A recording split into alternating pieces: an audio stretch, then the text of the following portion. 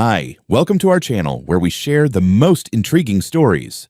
Someone laid a secret road across my land in the dead of night, without asking, without warning. It looked like gravel, but it felt like war. What began as a quiet trespass turned into a legal firestorm, and I wasn't about to back down.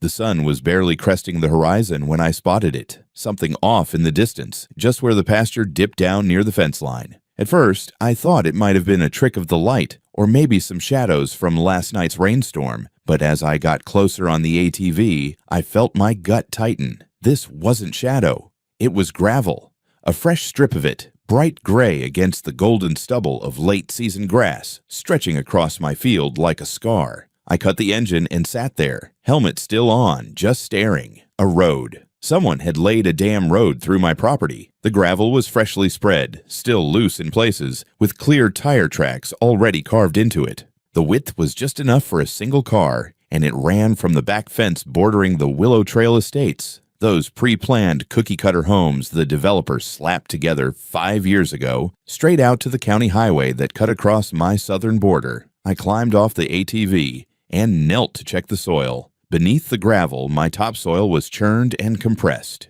Whoever did this scraped up several inches of sod, right down to the clay. It wasn't half-assed. This was a planned access route, engineered, measured. Someone spent money on this. Someone spent money on this. On my land. I rode the fence line all the way down to where the gravel met the Willow Trail rear gate. There wasn't even a proper break in the fencing on their side, just a section bent inward and some trampled grass. That was when I knew exactly who to blame. I didn't need a crime scene unit to piece it together. Over the past few months, I'd noticed more and more golf carts and bikes cutting the corner of my pasture. They never asked permission. I'd catch glimpses of them from the porch or on trail cams I set up for the cattle, especially from the back corner where my property butted up against the HOA's last row of houses. And the worst offender, Karen L. something. I forgot the full name. Middle-aged, platinum blonde, surgically arched brows, always dressed like she was headed to a garden party even when she was walking a Shih Tzu in 90-degree heat. I'd spoken to her once, maybe twice.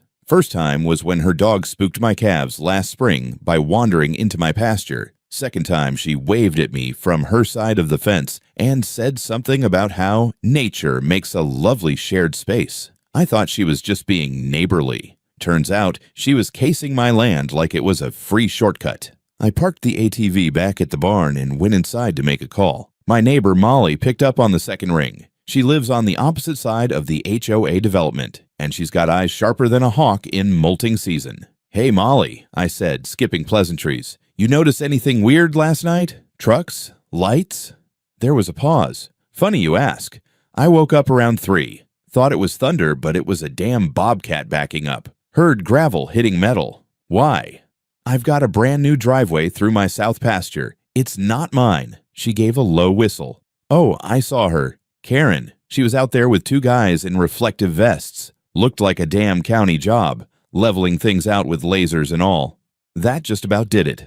I threw on a clean shirt, hopped into my truck, and drove straight down the county road to where her house backed up against mine. She had one of those grand entryways with the faux stone pillars and a flag that read, "Live, Laugh, Love," flapping on a decorative rod. Her black Escalade was parked crooked in the driveway. Of course it was. I didn't knock. I banged. And when the door opened, there she was, Karen herself, holding a coffee mug that said, "Boss Lady." "Mr. Shaw," she chirped, like I was an old friend dropping by for scones. What a surprise. "Let's cut it," I snapped.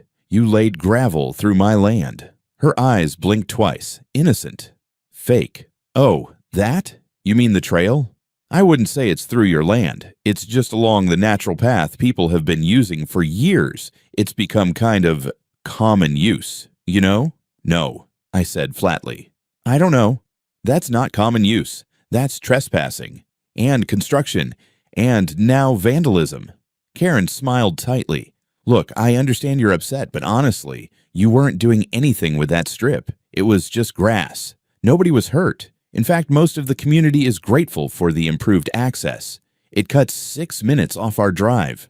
I stared at her. She actually said it. She admitted she bulldozed a road through private ranch land to save 6 minutes. That's not your decision to make, I growled. She shrugged, as if she were being generous. We can work something out. I'm sure the HOA board would approve a small maintenance stipend. Consider it a shared improvement.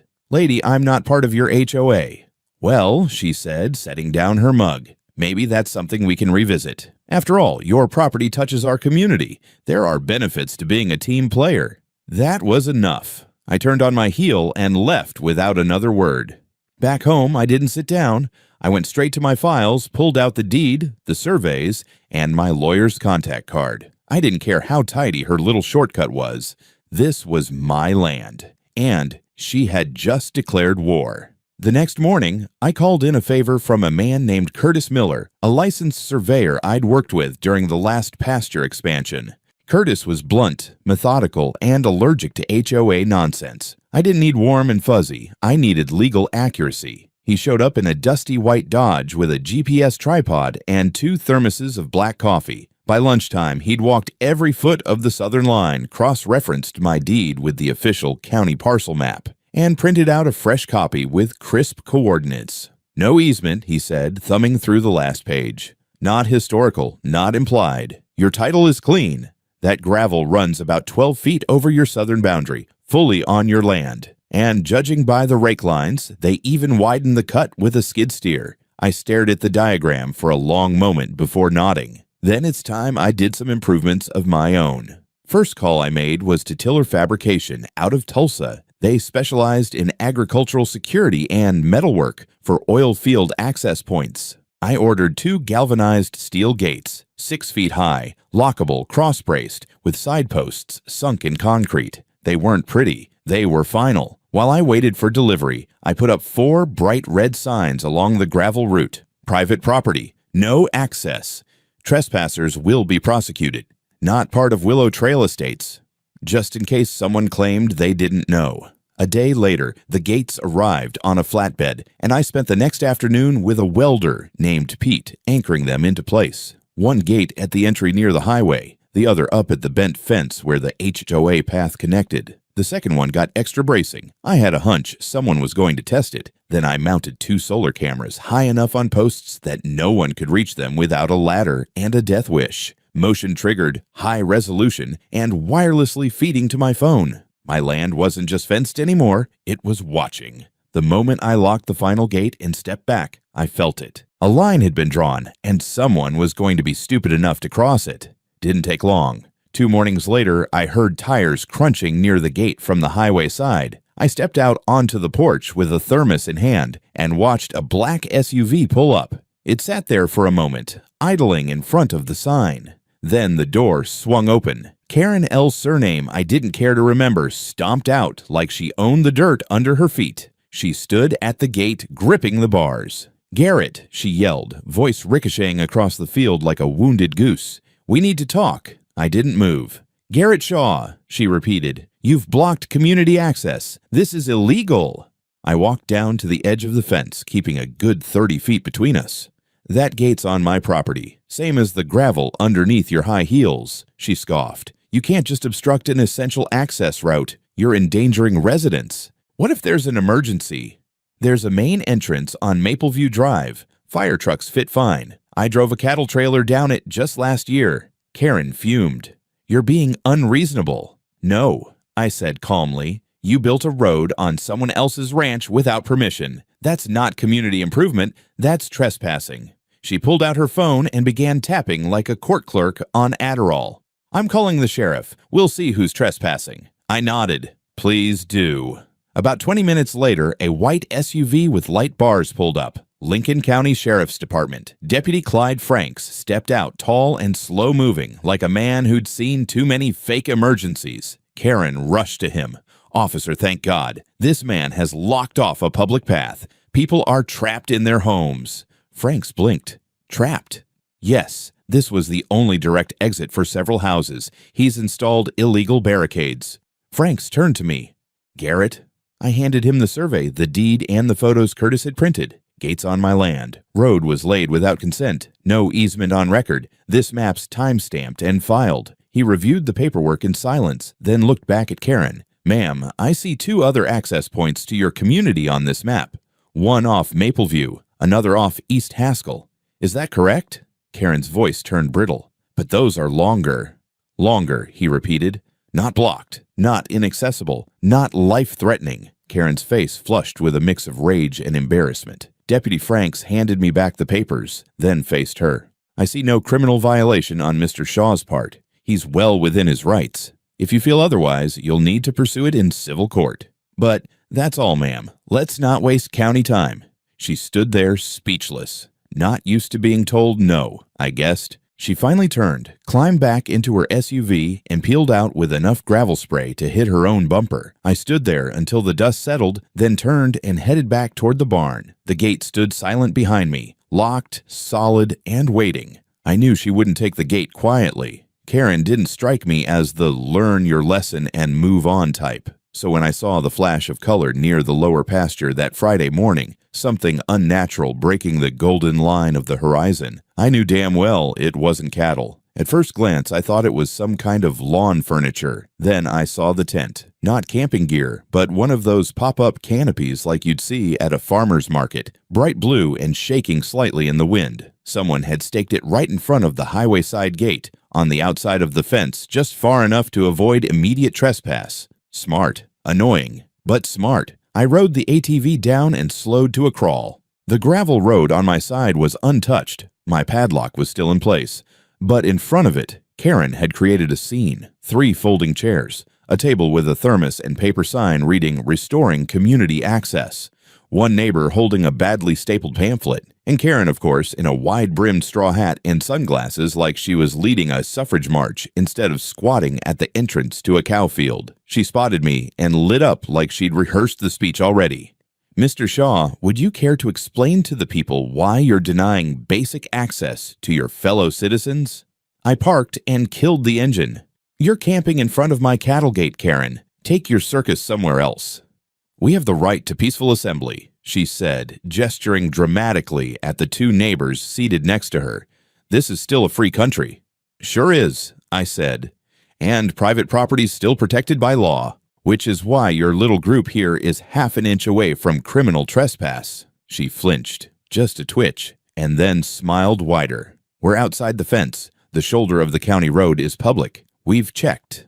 I exhaled slowly. Then don't cross it.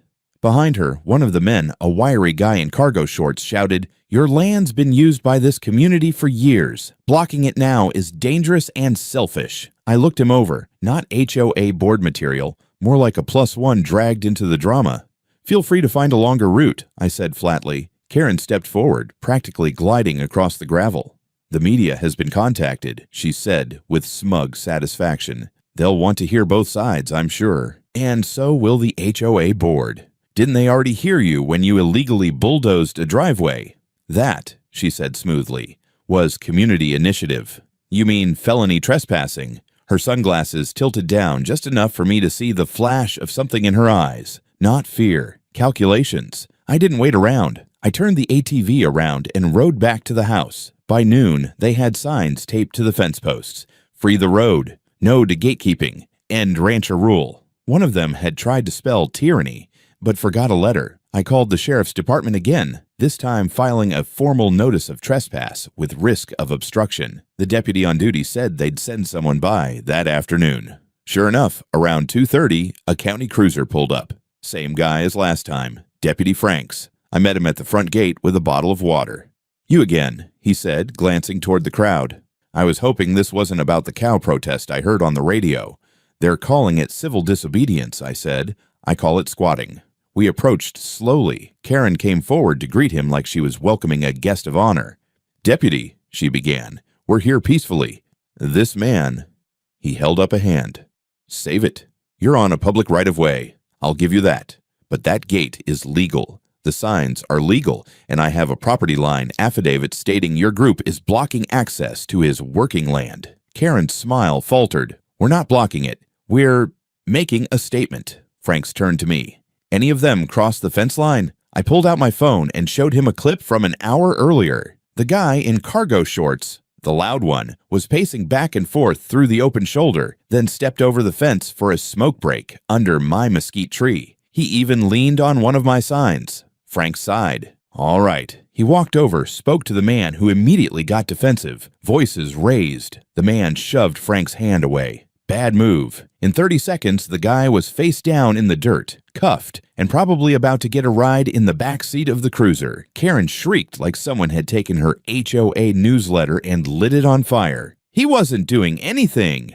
Then he shouldn't have put his hands on a deputy, Franks muttered. The tent came down after that. The chairs folded up. Karen tried to salvage the moment by giving an impromptu address to the community, but her only remaining audience was a confused jogger and a field full of unimpressed cows. By sundown, the gravel was quiet again. Just dust, footprints, and one crushed pamphlet stuck to the gatepost like a warning. The envelope came on a Wednesday. Certified mail, thick, creased at the corners, and heavier than anything I wanted to read before breakfast. I knew who sent it before I even opened it. The return address was stamped with a law firm out of Tulsa, Waverly & Co., real estate litigation specialists, clean font, too polite. Inside was a 10-page letter and a copy of a lawsuit. Karen L. Lipsky, on behalf of the Willow Trail Estates Homeowners Association versus Garrett A. Shaw, defendant. I skimmed the first paragraph standing by the mailbox. By the second, I was back inside, slamming it onto the kitchen table, reading every word while my coffee went cold. They were suing me. The complaint alleged that I had unlawfully obstructed an essential neighborhood access point, which Karen referred to as a historic right-of-way used by the community for over a decade. They demanded the removal of unauthorized fencing, compensation for loss of enjoyment and mobility, and an additional $50,000 in damages for distress caused to community members. She was calling my cattle gate on my own damn pasture distressing.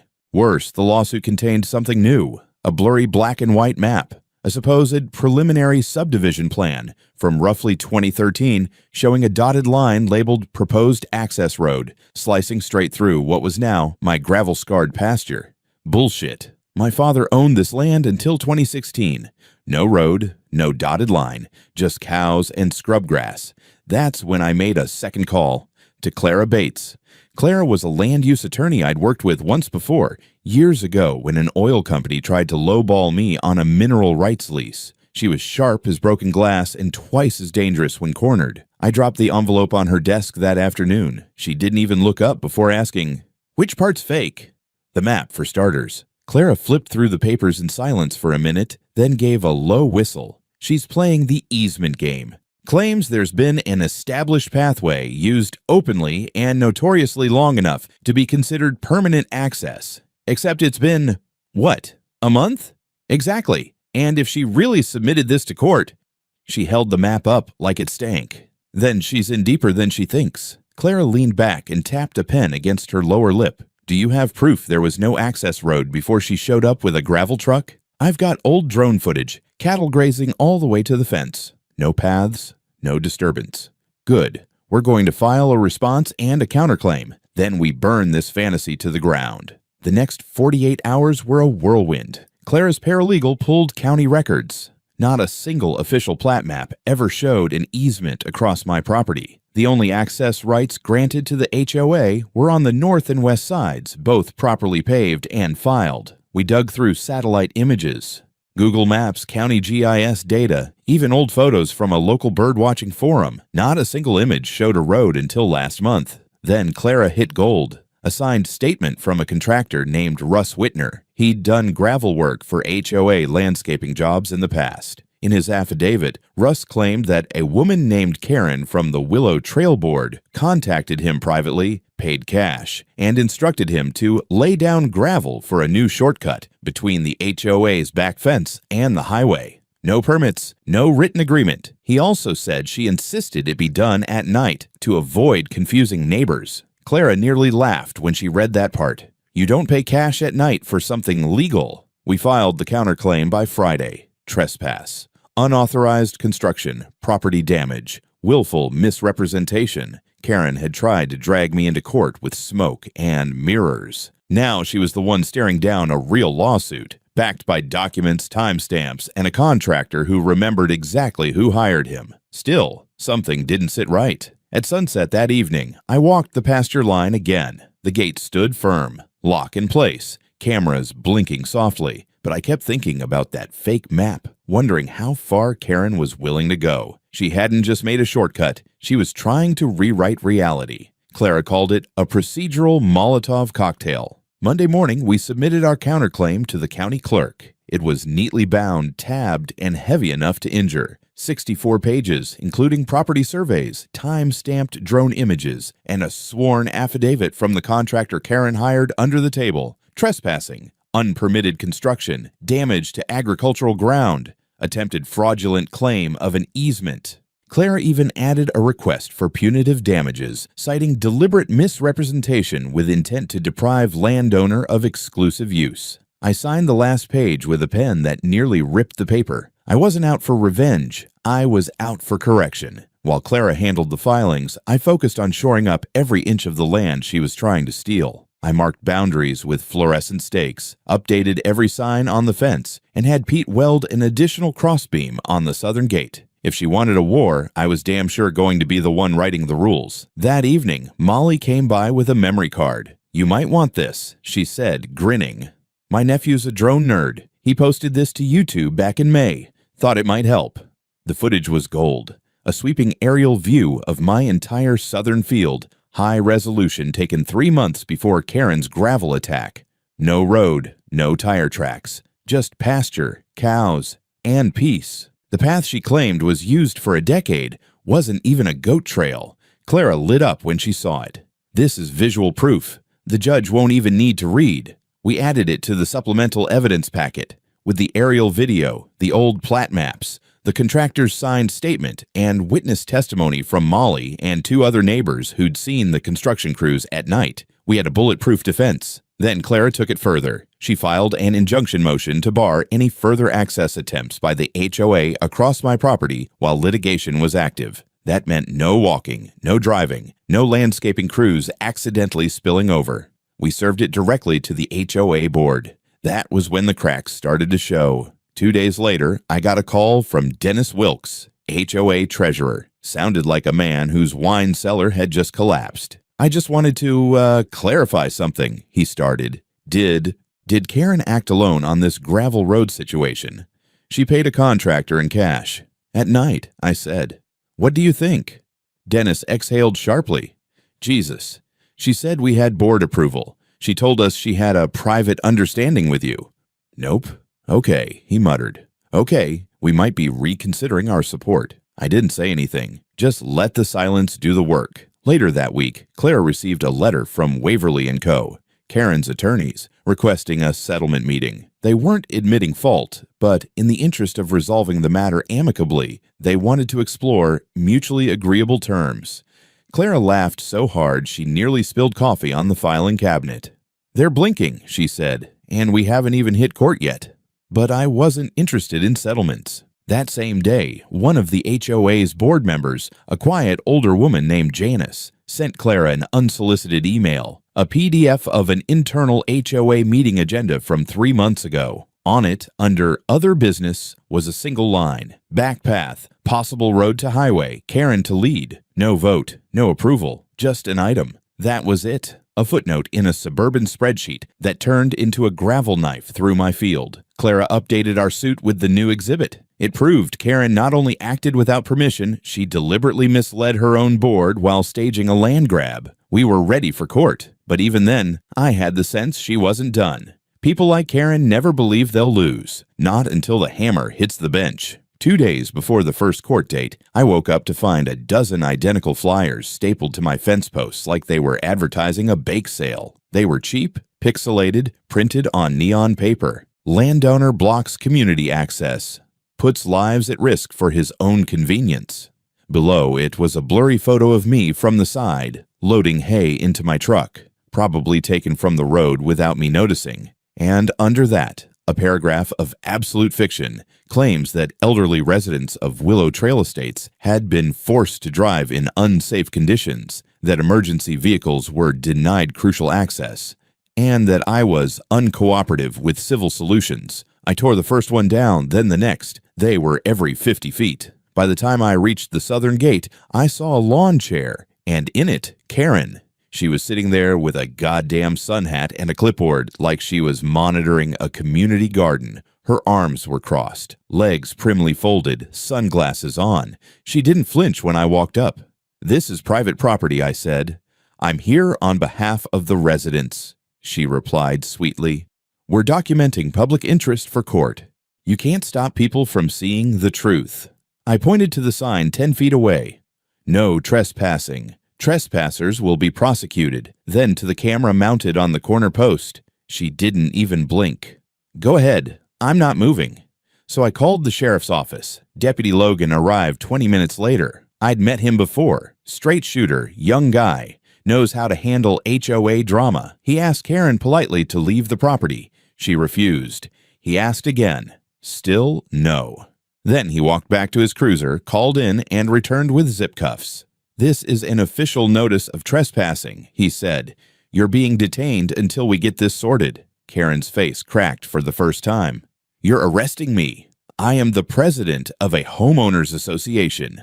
"Ma'am," he said calmly, "that doesn't grant you immunity on someone else's land." When she stood, she tried to throw the clipboard at him. It missed. Papers fluttered like trash into the dry grass. As they loaded her into the cruiser, I noticed something even more disturbing. One of the flyers had a QR code. That evening, I scanned it. It led to a freshly made website titled shameongarrett.com. It had sections like Community Voices, Blocked and Endangered, Public Easements, and Rural Tyranny, all loaded with copy-pasted legal jargon clearly meant to make her look like some kind of pioneer civil rights leader. There were comments. A few real, most probably fake. Clara wasn't amused. "This is defamation," she said, "and intimidation." We documented everything. Screenshots, timestamps, flyer photos. One of the neighbors even brought us a video. Karen had been handing out the flyers at the local grocery store, telling people I was hoarding access to the land for greedy corporate developers. The irony made my teeth hurt. The next day, Clara filed an emergency request with the court, a protective order against further harassment from Karen Lipsky, citing public defamation, coordinated misinformation, and incitement of community unrest. At the same time, HOA board member Janice sent us another bombshell, a series of internal emails between Karen and two board members. One of them said plainly, "If he won't play ball, we push until he cracks. Rally the community and let the court see pressure from the people." That same email was CC'd to a PR firm in Tulsa. Karen had gone full-on political campaign, using HOA funds to hire outside consultants to shape a narrative that she was some kind of heroic reformer, standing against old land barons. It would have been laughable if it hadn't been real. By now, the sheriff's office had logged 4 separate calls from my address in 2 weeks. Claire advised me to install an additional camera facing the road. I hired Pete and his son to help reinforce the gateposts with concrete collars. I wasn't backing down, but the closer we got to court, the more erratic Karen became, and I had the creeping feeling that whatever she had planned next, it wasn't going to be just paper. The morning we got the envelope, it didn't come by regular mail. It was hand-delivered by a courier. Professional suit, clipboard, signature required. Clara took it from the guy and raised an eyebrow. No return address. Inside was a copy of a temporary injunction filing from the county clerk's office. According to this ridiculous paper, Karen, acting as president of Willow Trail Community Association, had successfully submitted a claim that the road in question had existed as an implied easement for over a decade, and therefore my gates were illegally obstructing essential ingress and egress. My name wasn't even spelled right in the document. Garrett Shaw, but the seal was real. The file number valid. Clara turned 2 shades paler as she flipped through the pages. "These idiots filed it through an expedited process," she muttered. "No hearing yet. They're hoping we don't contest it in time so it goes default." I called the county clerk myself. Turns out, Karen had filed the request on behalf of a citizens group, citing old surveys, statements from anonymous residents, and, most galling, a fabricated map that showed the gravel path as an access easement recorded in 2008. It was signed by a surveyor named Eric Llewellyn. I'd never heard of him. Clara ran his name. The license was real, but expired 3 years ago. She kept digging. By that afternoon, she had a bombshell. Llewellyn had died in 2021. Karen had used the name of a dead surveyor to file an easement. We took a breath. This wasn't just HOA drama anymore. This was document fraud. Clara went full scorched earth mode. She contacted the Oklahoma Board of Licensure and filed a report of fraudulent use of a surveyor's identity. Then she sent a legal notice to the county clerk's office, notifying them of pending legal action unless the injunction was immediately voided. But Karen had one more move. The next day, when I drove down to check the fence line, I found city utility markers staked all along the gravel road, pink flags, orange spray paint, and 2 wooden stakes that read, "Future Utility Corridor, approved by HOA Planning Committee." I stood there, mouth dry. HOA can't approve city utility anything, but to the untrained eye, it looked official. Then I saw the van, a white van with Tulsa Land Survey Co. Printed on the side was parked at the end of the field. 2 guys in reflective vests were walking the line with measuring equipment. I drove my truck straight across the pasture and stopped 5 feet from them. One of them looked startled. The other just looked tired. "This is private property," I said. They looked at each other, then back at me. "We're here on contract. Karen Lipsky said this was part of an open utility plan." I shook my head. "Did she give you written permission from the owner of the land?" "No, sir. Just this map." He handed it over. Same forged easement. Same dead man's signature. I told them to leave. They didn't argue. That night, Clara contacted the district attorney. We now had fraudulent documents, unauthorized land surveys, identity misuse of a deceased state-licensed professional, trespassing by hired contractors under false pretenses. The DA opened a case file. Karen was no longer just a nuisance. She was now facing felony charges. Meanwhile, we had to prepare for the court date because, as insane as it was, the original civil case about the so-called easement was still on the books. And Karen, despite everything, was doubling down. The neighbors, some of them had started backing away. Janice told me that 2 board members had quietly resigned from the HOA, not wanting to be caught up in what she called Karen's last crusade. But it wasn't over yet, because what Karen did next would blow the lid off everything and finally get the court's full attention. The courtroom smelled like old paper, stale air conditioning, and the faint perfume of someone trying way too hard to appear innocent. Karen sat 2 rows ahead, her spine stiff as a fence post, shoulders squared in some kind of self-appointed righteousness. Her attorney kept whispering to her, but she wasn't listening. She was too busy shooting daggers in my direction like I was the one who'd bulldozed a driveway through someone else's land. Maybe in her world, I was. My attorney, Bethany Skiles, was as calm as ever. She'd laid out our case like a trap you don't see until it's already snapped around your leg. Aerial drone footage, 2017 cadastral maps, witness statements, that notarized admission from one of Karen's hired laborers. Every piece of evidence was surgically placed, and by the time we rested, even the clerk looked mildly uncomfortable being within 5 feet of Karen. Karen's team tried spinning their version. She sobbed, called herself a servant of the community, claimed she was only trying to create a safer route for residents,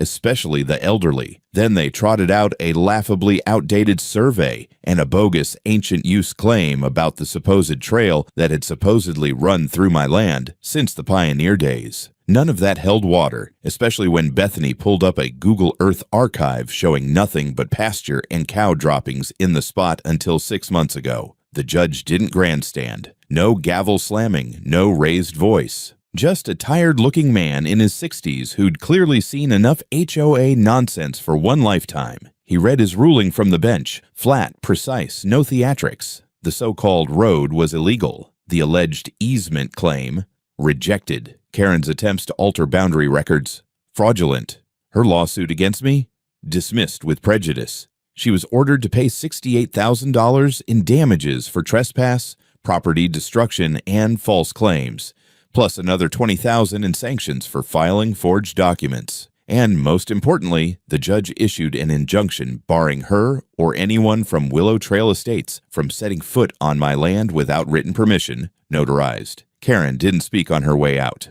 Her attorney walked ahead of her like a man being chased by his own reputation. A local reporter tried to shove a mic in her face. Karen shoved back. A week later, I took down the gates, but only to build something bigger. Right where that road had cut through, I erected a full-length steel equipment barn with twin bay doors and a wraparound drive. A neighbor helped weld a thick plate onto the new side door. The words I carved into it weren't poetic. They didn't need to be.